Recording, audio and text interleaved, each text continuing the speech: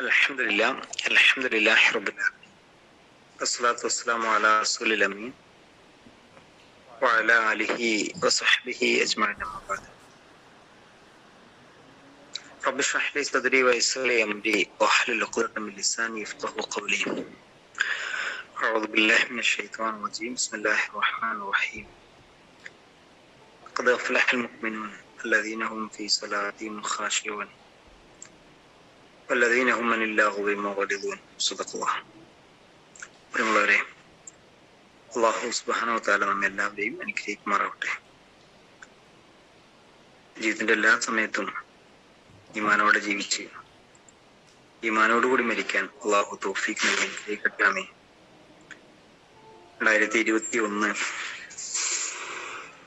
June മാസം 1-ാം തീയതി ആരംഭിച്ച ഈ ഒരു നല്ല സംവിധാനം, അതിന്റെ പ്രയോജനങ്ങള് അള്ളാഹു നമ്മുടെ ജീവിതത്തിൽ എല്ലാം നൽകി അനുഗ്രഹിക്കട്ടെ. ആമീൻ. ഫജ്ർ ക്ലബിലാണ് നമ്മളുള്ളത്. സുബഹ് നമസ്കാരത്തിന് ശേഷം. നമസ്കാരം അള്ളാഹുവിന് ഏറ്റവും ഇഷ്ടപ്പെട്ട ഒരു ഇബാദത്താണ്. അള്ളാഹുമായിട്ട് സത്യവിശ്വാസി നടത്തുന്ന മുനാജാത്താണ് നമസ്കാരം. വിശ്വാസികൾ വിജയിച്ചവരാണ്. വിജയിച്ച വിശ്വാസികളുടെ സ്വഭാവങ്ങൾ വിവരിക്കുന്ന ഒരു അധ്യായമുണ്ട്. സൂറത്തുൽ മുഅ്മിനൂൻ, ഖുർആനിലെ 23-ാം അധ്യായമാണത്. ആദ്യ ആയത്തുകളിൽ 7-ലധികം സ്വഭാവ ഗുണങ്ങൾ അവിടെ അള്ളാഹു വിശദീകരിക്കുന്നുണ്ട്. അതിൽ ഒന്നാമതായി പഠിപ്പിക്കുന്നത് അല്ലദീന ഹും ഫീ സ്വലാത്തിഹിം ഖാശിഊൻ, അവർ നമസ്കാരത്തിൽ ഭയഭക്തിയുള്ളവരാണ് എന്നാണ്. അള്ളാഹുവിന്റെ മുമ്പിലാണ് നിൽക്കുന്നത് എന്ന ബോധം, അള്ളാഹുവോട് സംസാരിക്കുന്നതിനെ കുറിച്ചുള്ള ചിന്ത, എന്ത് പറഞ്ഞാലും എൻ്റെ നാഥൻ അത് കേൾക്കും എന്ന ആത്മവിശ്വാസം, ഈ ഒരു മനസ്സോടുകൂടി പടച്ചവനോട് നടത്തുന്ന സംഭാഷണമാണ് നമസ്കാരം. ബാഹ്യമായ അംഗചലനങ്ങൾ ഉണ്ട് എന്നത് ശരിയാണ്. മനസ്സിന് സ്ഥാനമില്ലാത്ത അംഗചലനങ്ങൾക്ക് യാതൊരു വിലയുമില്ല. മനസ്സാണ് നമസ്കാരത്തിൽ ഏറ്റവും പ്രധാനം.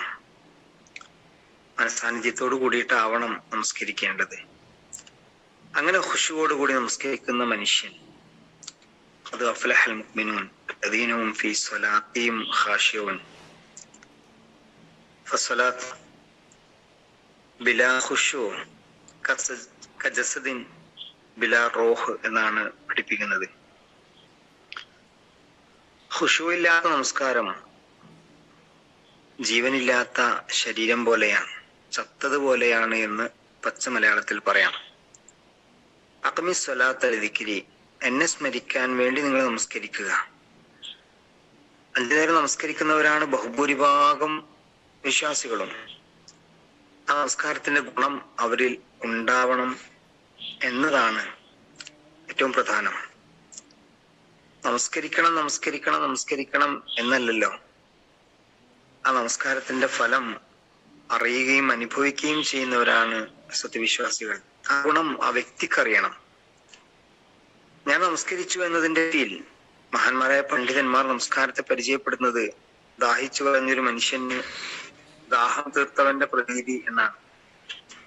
നമ്മള് ദൂരനേരം യാത്ര ചെയ്ത് ക്ഷീണിച്ച് അവശനായി ഒരിടത്ത് വിശ്രമിക്കാൻ അവസരം കിട്ടുകയും കുടിക്കാൻ അല്പം വെള്ളം കിട്ടുകയും ചെയ്യുമ്പോൾ ഒരു ആശ്വാസം ഉണ്ടല്ലോ, ഒരാനന്ദവും കുളിരും ഉണ്ടല്ലോ.